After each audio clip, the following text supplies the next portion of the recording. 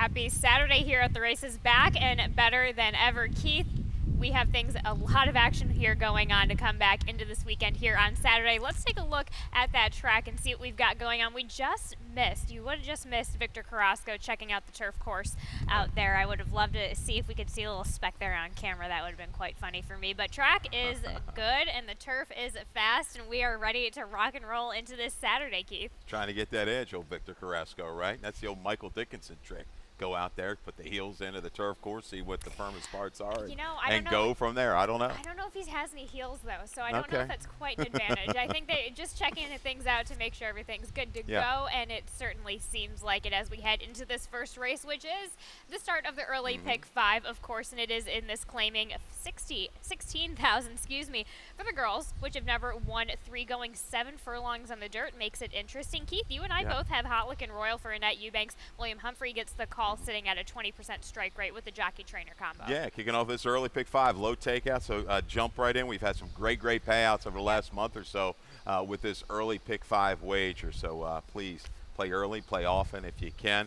Yeah, I mean, Hot Looking Royal, maybe slightly consistently faster than these. Should have gotten through the condition last time out. Unfortunately, DQ'd. A little hiccup there. Got again, tightened some rivals early. But I tell you, went quick in that race. Looking back at the internals, only a tick slower than Liquidator, a horse that's won 5 races. It's basically a 3 in life. We've got Cocktail Dreaming, who's won, 4? But overall, Hot Looking Royal, whose best races have been at Laurel. We liked this one last time, unfortunately taken down. The best races have been over this racetrack. I think will be forward. Has a chance to sit and rate if need be, because there's some speed to the inside that I think will go. Absolutely. You also have underneath Tap and Glow for Ricky Silliman. Not any speed on the inside. This one is right on the outside, but Axel Concepcion doesn't ride often for Ricky, but gets the call today. You know, with all the rain around, this track is in good shape, right? Rated as fast. I was like, this morning, okay, how do I handicap it? Finally got a call. Hey, it's fast. So I had to kind of temper some things a little bit from my handicapping and what I was going to bet. But Tap and Glow, I was going to move up just a little bit if the track had some moisture in it. But still, take nothing away. Good race, a reclaim by Ricky Silliman last time out, just against those multiple winners. Too tough of a task to kind of make up ground against that group. Same thing, Cocktail Dreaming against horses like Moco Gold. So they kind of look like the 3 in here, but I think Performance Anxiety, if things get heated, can kick it on. A little bounce off that last time out off of the big effort 2 races back. And as we have Keith Fusel going 5-7-3-2 to kick off the early pick 5, let's talk about the early pick 4, where Keith also is involved in that. He has a ticket to give you guys a bit of a structure throughout this nice Saturday here. Of course, no surprise, no singles. I will talk about it in my card, but I completely understand the no single action, Keith. And we had a solid day when we left off here on Sunday, like 7 winners. I mean, unfortunately, missed the early pick 4. Had the prices, did not have the Ricky Silliman price on the turf, but hey, we're going to give it another shot. We're not down and out yet. 4, 9, 10, 3 deep to get you started. 2, 3, 7 in race number 3. Race 4, same thing. I got to go 3 deep, 5, 6, and 9.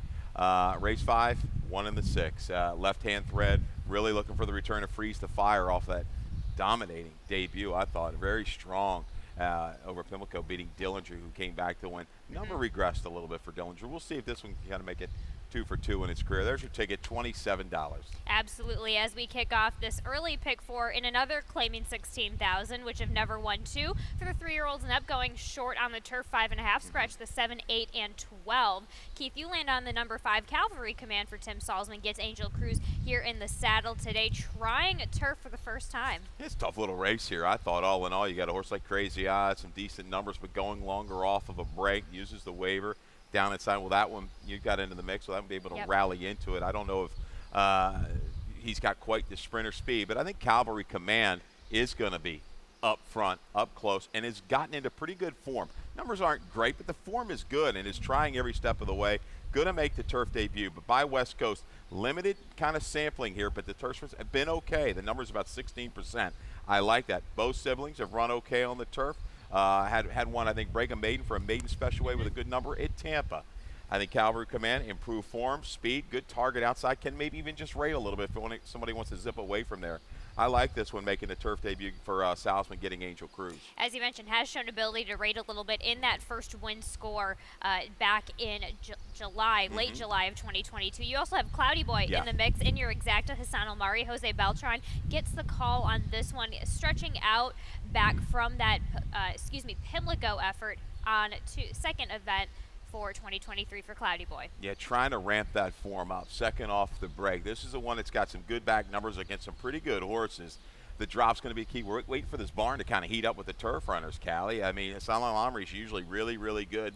But at that last race, super key race. March came back to run big at a huge price. Same thing with Sharp Red Eagle and Star Shopping Away. Those kind of horses aren't in here. Cloudy Boy with that spot just outside. Another one, a Stalk and Pounce kind of moved today on the drop down to 12.5. Sure enough, you also have Warren Roses for Madison Myers underneath. Charlie Marquez, a team that has been going well as of lately. Yeah, got good. Last summer had a couple good races. Broke the maiden for 30, and that's kind of the key horse, beating a horse like Class Wizard, who's come back to run credibly against better. A little freshening. That form tailed off. Needed the break for a barn. It's hitting pretty good, 25, 26% maybe over the last 90 days. I wouldn't leave this one out. I think it gets positioned inside off the speed and will rally into it. As Keith Fusel goes 9-10-4-3 in race number 2. Race number 3 is a maiden special weight going 5 furlongs on the dirt for the straight 2-year-old fillies. Keith, let's just get right to it. You and I both have Remember Me, and you have a nice little stat on this Jerry Robb runner. Yeah, last 2 years on the dirt, Jerry Robb, 4 for 16, 25%, 9 for 16 money. The 2-year-old maiden special weight, first-time starters here in Maryland. A couple scratches out of here. Now we're down to a field of 5. Scratch the 1, Super Fabulous, and the 6, My Catholic Girl. The breeding's there, bottom side, no doubt about it. Out with Big Daddy out of this mare. 2 for 2 with the first-time starters. Forget about it, right? That one's one, I think, of 2 other than. Yep. So I kind of like that. Here's the only hindrance here. Imagine. Those other 2 were by Great Notion. We know was solid with the first. Imagining a little bit light, only about 8% with the 2-year-old firsters. See if the power of Jerry Robb carries with this one over the top. X-Man goats here. A little bit of a tell for me. Let's talk about your exacta, who now inherits the rail with the scratch of the 1 Super Fabulous, also the scratch of My Catholic Girl in the 6. But Kundi for Corrales, Taislaya Pustina gets the call on this first-time starter. Yeah, I mean, you don't think of Corrales with the 2-year-olds and the firsters. His percentages are kind of meager over the last few years. But over the last about a month, he's run a couple at big prices that have hit the board. So pay attention to this one. Looking at the family, Kundi, bottom side, kin to some fast horses. They wanted to go early. This one's prepped, ready to go. Gets a short field. Could take, take shot right from the rail and go at a big price, because his horses seem to get let go at that, especially the 2-year-olds and the first-time starters. Let's see if that happens there in the 3rd race as Keith Fusel goes 3-2-7-4 in those maiden special weight first-time starters. The race number 4 is a starter optional 30 going 1 mile and 16th on the turf. Scratch the 3 Bobby G, scratch the 8 Treasure Trove, let's just take a look and focus on Cannon's Roar. We have a video of both Cannon's Roar and Jackie, our switch spots here. Yeah. Back on 2023, back in June 11th, leading 3 ace. Yeah, this is the race. I think I took Jackie A on top in there. A little bit, I thought was going to be a little bit better price. Cannon's Roar bet down. The veteran, he's been tough. Sat a great trip with Forest Boys. As I say time and time again, she just rides the turf course. It's beautiful, even on the dirt. It doesn't matter. Times to run. What I thought, though, Jackie A had a situation top of the stretch. I thought he was going to kind of angle wide. And his run, he just kind of was stalled a little bit. He couldn't quite accelerate on the left lead here late, but makes a good run after Cannon's Roar got the lead. Maybe he can turn the tables here. Just a little bit chance to accelerate a little bit quicker, say by the quarter pole. 6.996 in here. These 2 are, I think consistent. Proven now Jackie likes the turf. Power back intrigues me a little bit. In the race, it doesn't have a lot of pace to it. Strong-headed might go from the outside. 3rd back off of a break. We got Hernandez. I think draws well. Will be on or near the lead. Likes this turf course. Can handle the mile and 16th distance. I think this horse is going to step up against this group. That was a tough group last time. 3rd off the bench. Stays around a little bit longer. Just power back. I like this one as a sneaky little price. Sneaky little price in the number 5 as Keith Fusel so coined it there, going 6-9-5-11 there in race number 4. Race number 5 is a restricted allowance, going 7 furlongs here on the dirt, and also kicks off the Rainbow Pick 6. I have a ticket. We do also have a carryover of 11,438. Of course, that does start here in race number 5. Let's throw down to my ticket. Little chaotic. Could have gone a little bit. I had to take off and give you 2 singles, and my singles are in race number 7. Of course, Princess Kokachin and a Damon Deal DeVico in the nightcap in the number 11 Lady Mosler. I loved how that one performed last time out, so maybe opening the eyes a little bit, taking the blinkers off. But again, let's turn back the tables to race number 5. It went 6. I go to race number 6. 5 wide in races 6. And number 8. Race number 6, of course, being the Jamila. I think you have your obvious go-tos, but I think there's a lot of talent to offer within that field of fillies there in going short on the turf. And then the other turf race, the Laurel Dash. Of course, no surprise that I go 5 wide in both of those turf stakes that we have going on today, both going 6 furlongs here today. That makes it just a little bit, even just kind of takes the notch on making things a little bit more interesting, which is exactly why I go 5 wide for a $30 ticket for that Rainbow Pick 6. And of course, it does begin here in race number 5. This restricted allowance, 7 furlongs on the dirt, as I mentioned, for the 3-year-olds and up. Let's go ahead and talk about Freeze the Fire. Let's get that guy out of the way. Let's talk about that first time effort last time out on June 3rd over here in Old Hilltop. 14-1 over at Hi Ho Pimlico, and ran like, say, a 4 to 5 shot. Yes. You know, I know you had this one, right? This is your selection this day, so kudos to you and everybody who follows your selection there. Got the lead and was relentless. Was not going to give in. The last 1/8 of a mile, ran quick all the way around there, 10 flat. Dillinger giving his all. He comes back to win. Little regression in the number for Dillinger. We'll see. Cal Lynch is my only trepidation here. I'm going to try to beat this horse. Yep. The last 3 years, 1 for 11 and 4 for 11 in the money with those debut winners coming back on the dirt. So Recruiter, I think, was the one that got it done, and we're going to see Recruiter a little bit later today. But left-hand thread, I'm going to go to the rail horse in here for Salzman Jr.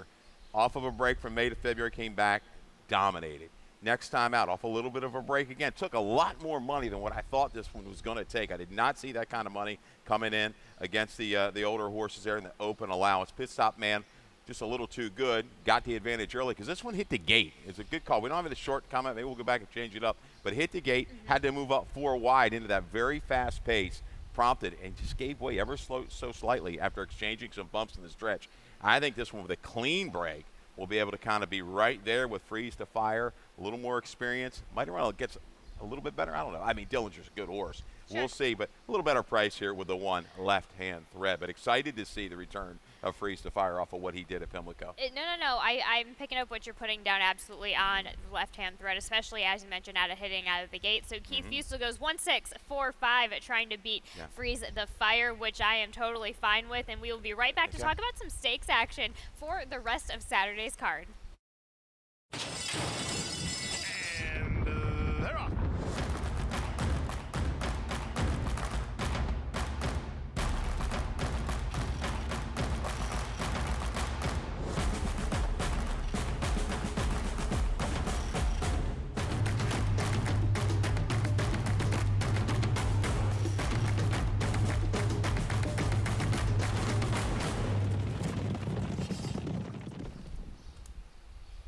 And we're back here for our Summer Sizzler Stakes action on Saturday here at Laurel Park, starting in race number 6, which, before we get into the stakes action, does kick off that jackpot super high 5. 10,380 is the carryover from last weekend, as we had some decent prices. And of course, what a race to have this jackpot super high 5 in. The Jamila, 6 furlongs on the turf here today for the girls 3 years old and up. For these registered Maryland-bred and Maryland-sired horses. Keith, let's talk about the number 5, Ken the Queen. And speaking of which, we do want to take a real quick look at back in late May over at Pimlico in that win. This one likes to win. 8 for 23 lifetime. Caught a shorter field, right? Back on the 28th, was able to get the lead. Got away with a 23-2 opening quarter, and that was it. She's been able to run faster early and keep going. But had this kind of field over a barrel there. Look at her. And able to control it, and just kicking on nicely to the wire. Going to stretch out back kind of quick, but she did this race off a little bit of a short break. Likes this turf course. On this outer turf course going the 6 furlongs, I like horses to be up on or near the lead with a clean break. I think she's the speed of the speed, can go ahead and rate and go on. Now, remember, all these races now, these stakes races, without Lasix. Lasix off. So it's going to be a little bit of an adjustment sometimes for the handicappers and gamblers, seeing how some of these horses may, maybe they regress a little bit. I'm not sure. I'll take a shot that the Queen of the Good Break can control it. Main competitor looks like the 9, Spun Glass. I'll let you talk about her.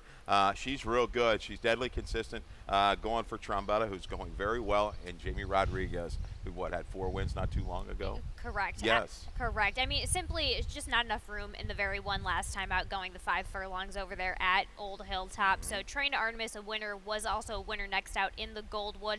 I like this month's spacing, simply defending her title. She's just she's a filly that I'm a huge fan of. Now, I don't have Ken the Queen on my picks. Okay. That does not mean I don't disrespect her at all, because I do. I'm just going for a couple of prices in here, just on the off chance the 6 furlongs she might get nabbed at that last little bit of it. But as we saw in that replay, just dead game. So I would not be surprised if Ken the Queen goes off and kind of shugs everyone away here today. Yeah, that's going to be a little bit of help for Spun Glass. If any of these other horses, first Ken the Queen's got to come out clean, but if they press, that's going to definitely enhance the chances of Spun Glass, who won this race last year. Last year, 5.5. This year, it's 6 furlongs. Stretching it out a 16th of a mile shouldn't hurt the chances of Spun Glass. Even Trombetta's other horse, Hollywood Walk, who broke a little slow, had to rush into that pace last time. Boy, she looks perfect when you look at her PPs down. She's been able to kind of be tactical at a route of ground. I think she's going to bring a good run. Sneaky little price play. Oh, Coconut Cake. Coconut Cake is what, 6 now? I think needed the last race against that shorter field. Didn't quite have the help up against it with the flow.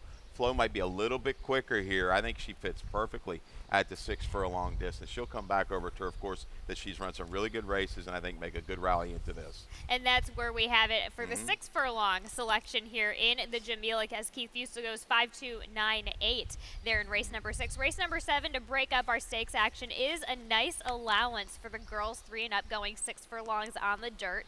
Keith, to kick off the late pick 4, Keith, let's talk about your top selection and my top selection. Probably a lot of people's top selection for today in Princess Kokachin, Jerry Robb, Xavier Perez. The speed of the race here today. She looks like it. Response time's very quick. But the last couple times they've met, she's been able to get the jump on response time. I thought the 6 would run a little bit better last time for Hammy. She kind of got caught in that duel, a little bit of fade, but could have needed that race. She's been able to beat Princess Kokachin. But recent form, man, she ran so quick early with the pressure, looked home, but that just opening quarter half just kind of cooked her just enough to go from 1st to 4th in the skip out. But I think a clean break, she's able to go clear. I like her holding that recent form. I think she kind of holds on here if she can kind of survive any pressure from response time. She looks like the main threat to press around the turn.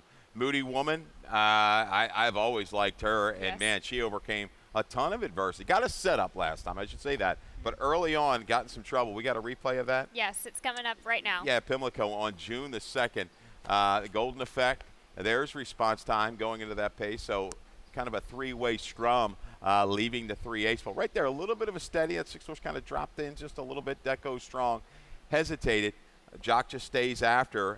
Carlos Lopez gets a good job, gets her back in rhythm, is going to kind of work her way around and kind of come with a big run visually. This was a strong run from the 3/16 pole home. They were kind of got things kind of work out open, a little drift there from Prodigy. Dallas says, let me come on through here.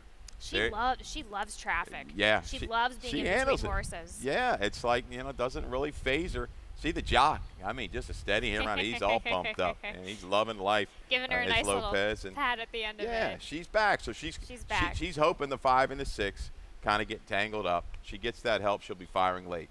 I think she'll benefit as well from being on that rail position. You have the number 6 underneath in the outside in response time. Hammy Smith, Jamie Rodriguez.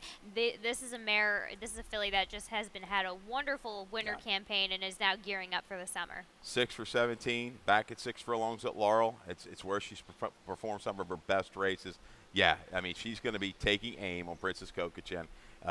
We've seen it before. When she's right, she can win. She's going to have to hedge back off of those last 2, though. She's going to have to step it up quite a bit. But one thing about Moody Woman I like, too, she's got a number off of Lasix, which is good. Yep. So you kind of have to take that in consideration when going through some of these stakes races. As Keith Busa goes 5-1-6-2 there in the race number 7, that nice little allowance. Let's get back into some stakes action, though. In race number 8, this is the Laurel Dash. 6 furlongs on the turf here today. Theme of the summer so far. Keith, let's talk about and take a look at your top selection in midday image back on Belmont in early June, and just taking a quick look at that first bit. Shorter field, sharp. Off the win at Laurel, off the trainer change, and a little bit of a break from December to April. Midday image, though, going very well, as is David Jacobson at Laurel and at Pimlico in Maryland. I think the last couple months he's like 50%, something crazy, an astronomical number. But showing the sharpness, showing the ability to get position inside, and just no panic. I'm going to sit here, wait.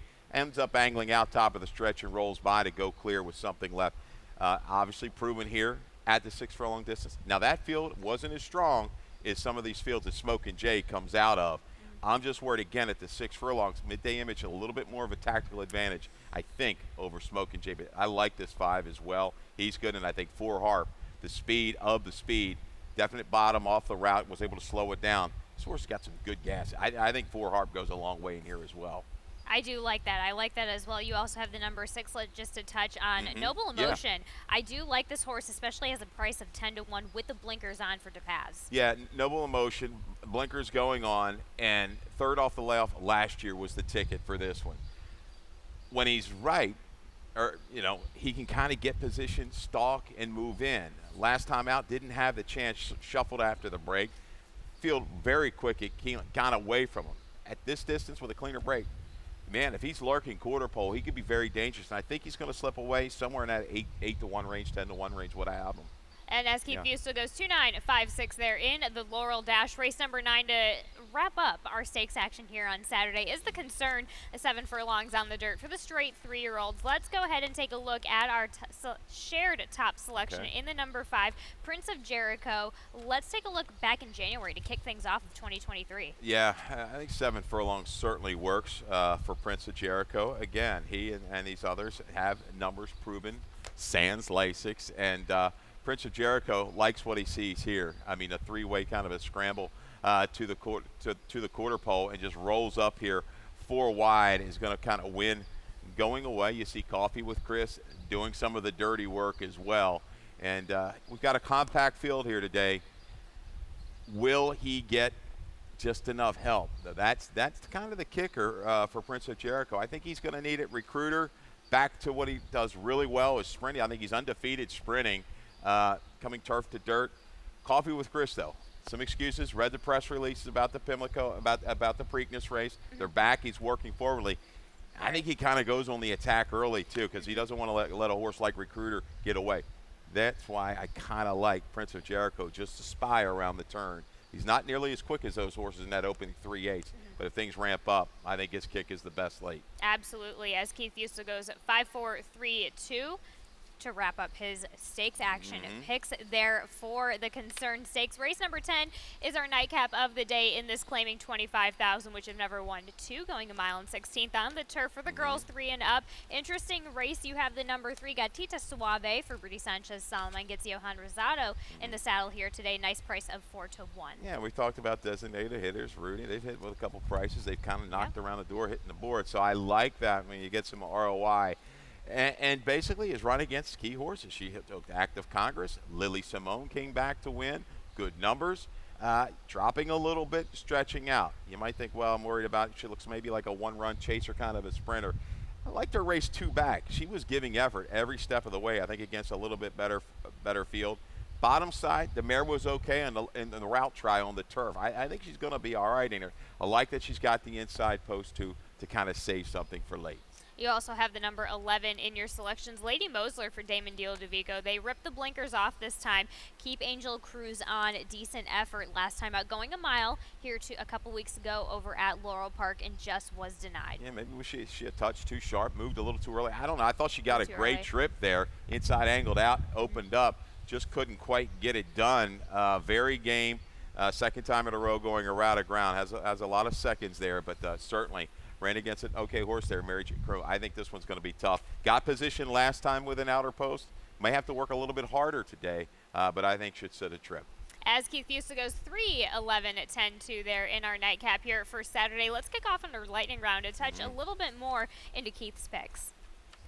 Keith, let's start things off with your value play. We discussed this earlier. Coconut cake going 6 furlongs now for Tim Keith and Sheldon Russell here today in the Jamila. We've seen her here run some good races. I just think she was up against it last time. Can the Queen might get away with it again on the front end, but the 6 furlongs with some chasers in here, I think Sheldon will time a run, get her in a position by the time they hit the top of the stretch.